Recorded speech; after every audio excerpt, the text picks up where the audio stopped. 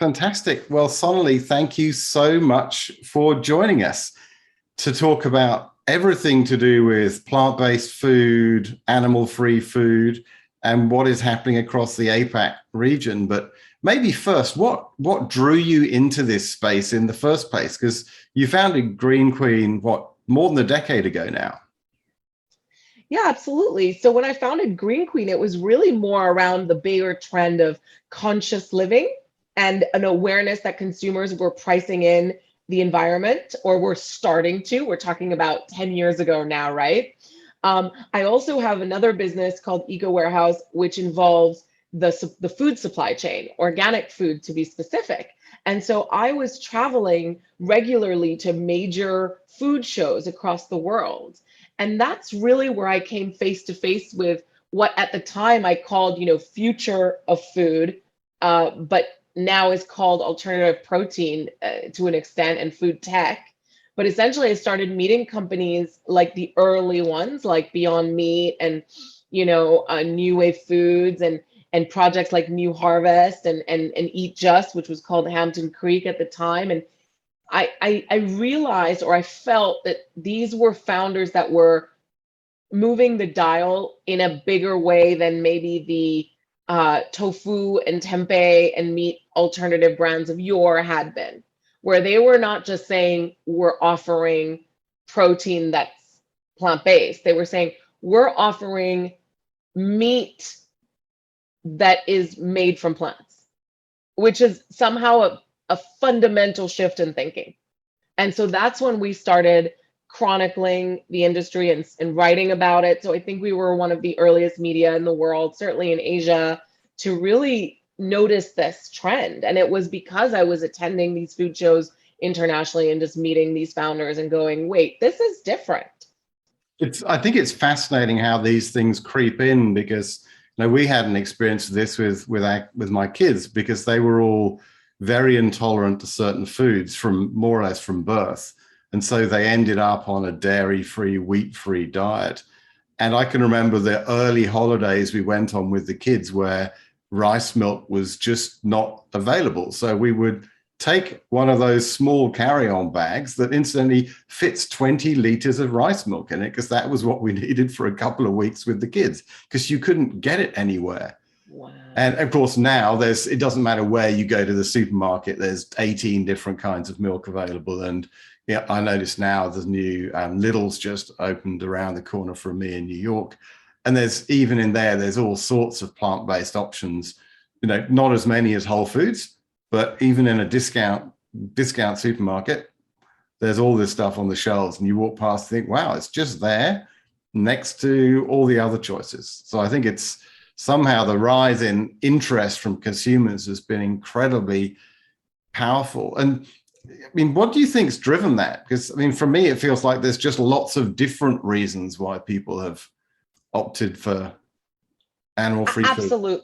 Absolutely. I think the idea that today you can go into, in my case, 7-Eleven in Hong Kong and see Oatly is absolutely the result of so many different factors. And it's kind of silly to kind of narrow it down to one.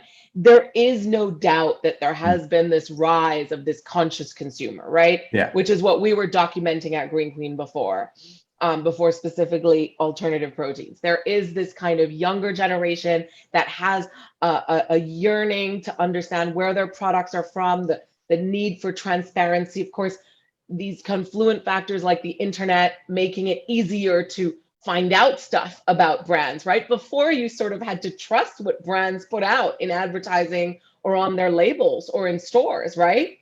I mean, that's all the interaction you had. Maybe then you had a customer service number to call them. But if you wanted to know more about their ingredients or call them out on their ethics, you didn't have avenues like social media. So I think it's really important to give social media the credit. Social media really gave customers a voice and a power. But social media also did something else. It made the world more visual. And I don't think that without the videos of seeing how cows are treated and dairy calves are conditioned, I don't think we would have seen such a big rise in companies like Oatly. Yeah. I think, and even today, people are still not aware of, the lifetime of a chicken you buy. Typically, it'll be 6 or 7 weeks, and it's just, there's lots of statistics which I find shocking. On the planet, 2/3 of the body weight of mammals on the planet is food we're about to eat.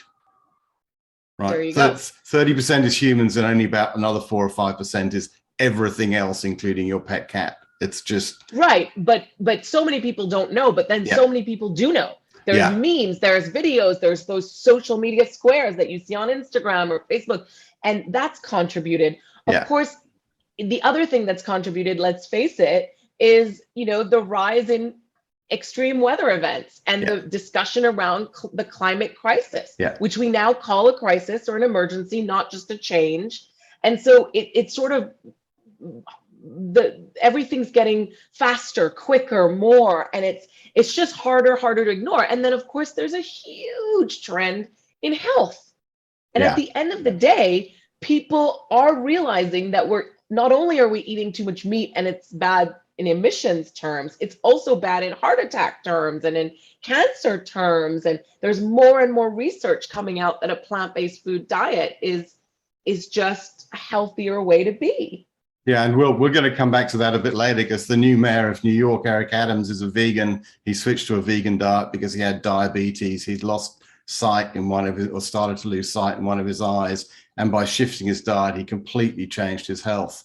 And as a result, there are all sorts of really interesting things going on in New York. But when we were talking a bit earlier, you were mentioning some of the countries that has surprised you in terms of the rise of consumer interest in vegan food. Absolutely. So first of all, obviously I'm based in Hong Kong. We cover APAC specifically for the world. And I'm surprised at how quickly this has just skyrocketed across the region, right? Yeah. I mean, I honestly thought that Australia and New Zealand would lead for longer, and it would take longer for the rest of the region to kind of catch up, and not at all. I mean, there are brands launching in all countries all the time. I mean, in Indonesia, you've got these pioneers, Green Rebel, that have managed to get their products into everything from Domino's to IKEA to Starbucks in that country, right? Yeah. Singapore has become the world's all-protein city, right? Due to huge amounts of government support and infrastructure.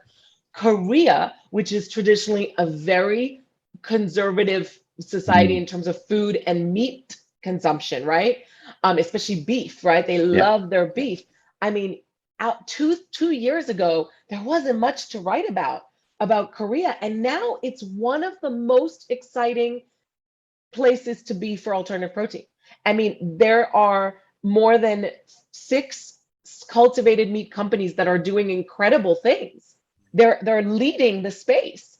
And then plant-based launches are happening every week, a lot by big food, which is interesting, right? These big conglomerates are getting involved. So, I mean, you're seeing a real shift. There's a new kind of plant-based not regulation, but sort of promotion of diets that are plant-based are better for health. That's just come out a few weeks ago. So that's a really exciting country. India is going faster than planned for plant-based.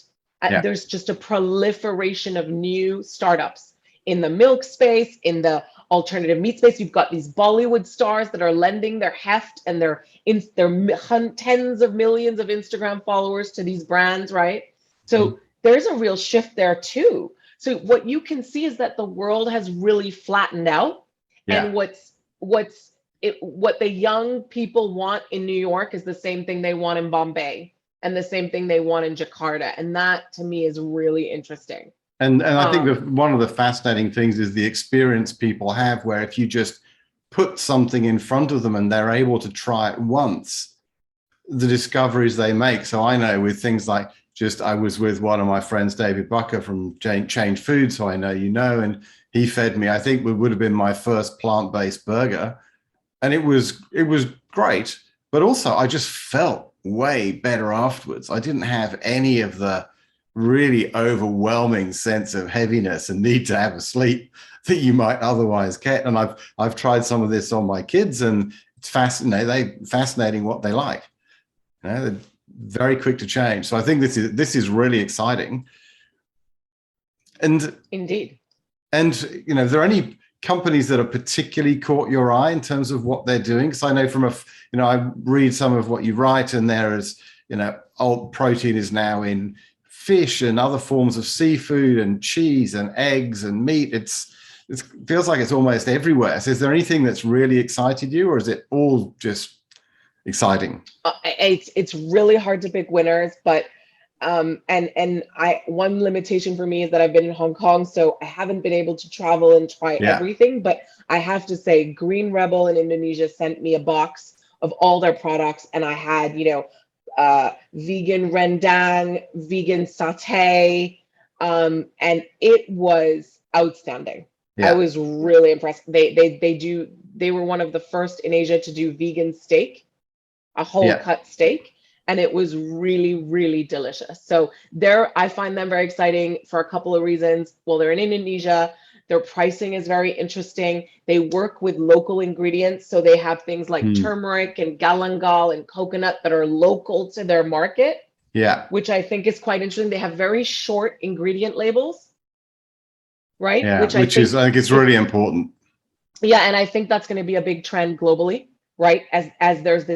As the two kind of plant-based and health conflates. Look, I don't think every product should meet every single demand, right? Like at the end of the day, if you can eat organic kale salads with organic chickpeas every day and cook it at home, good for you.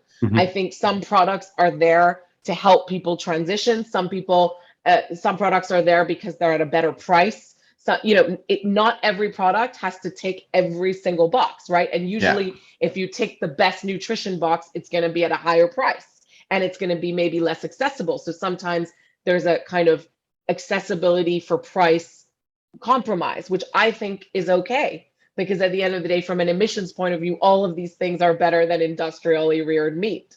Yeah, absolutely. And this, I think as David Attenborough and Johan Rockström put in the Breaking Boundaries book and film, and others have talked about this. I don't think it's their original idea, but a flexitarian diet, just making it easy for people progressively to reduce the amount of meat they eat from animal-based meat, to shift to diets that are healthier, that are much better for the environment.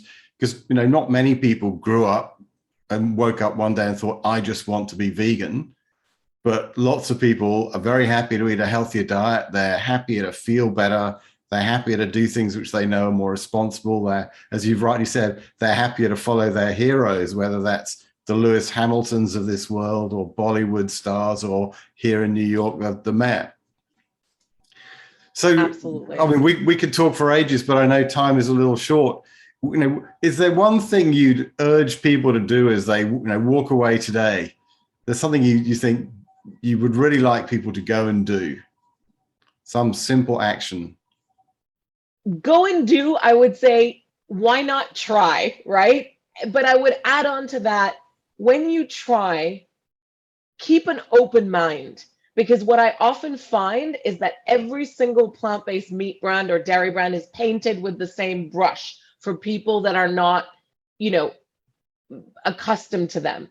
And the reality is today, we literally have 1,000 companies worldwide in this industry, and they're all doing incredibly different things with different ingredients, different production processes, different taste profiles, different nutrition labels. So give the industry a chance, to prove your preconceptions wrong sometimes, right? Yeah. Impossible is there, but we've also got Green Rebel in Indonesia. We've got, Omni Seafood from Green Monday here in Hong Kong. That's delicious. I mean, there's all different kinds. Yeah. And I think we often just go, oh, it's all, it's all processed and it's all bad. No, it's all founders trying to say, hey, how can we decarbonize our plate? Because we have a climate emergency, and hey, guess what? Industrial animal agriculture is a huge culprit in our carbon budget. So can we have a more open mind? Yeah, absolutely. I know I've tried my kids on both some of the, the animal-free meat burgers, as well as again, a burger from a local store, which is just entirely plant-based, and it's not trying to be a meat-based burger. Right. And my Right. younger son just prefers the latter. If I could get some really good vegan bacon on it, I think I'd be completely onto a winner, and he'd be sold forever. So, as you say, keep an open mind, but try these things, and it's amazing what there is out there. Exactly. And I think things have changed. Now, I will say it's changing at such a fast pace that it's often so much for consumers. I mean, for me, I speak at panels and I meet consumers, and they're still only stuck on Beyond and Impossible, But I mean, so much has changed, right? So Yeah.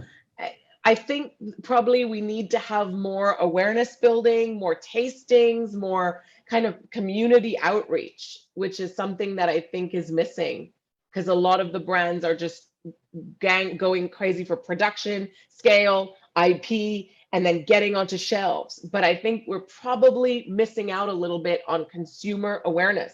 And so the consumers are then left with only a couple of the brands that are doing it, and they don't know about all the others. And this is true in Asia, in Europe, in the US, everywhere, in Latin America. Yeah, and I think there are some really neat things that can be done even at a city level. For example, I know in New York, one of the first things the mayor did here was change the default option for food in hospitals to be vegan. And you can choose the meat option, but the default option is vegan. And they've not published any data on how many people have been ticking the meat box yet, but it's going to be really interesting to see how that's gone. Certainly from what I've heard, it's been amazingly effective. So just changing what people are served by default can make a huge difference too. And anyway, interesting. We had done an article last year on hospitals testing it out, but I hadn't heard of New York doing. That's amazing. Yeah, well, when we know more, I'll share more about it, but it's a great development. Anyway, Sonalie, thank you so much for joining us. Incredibly interesting discussion, and here's to all that lies ahead in APAC and beyond. Wonderful. Thank you so much.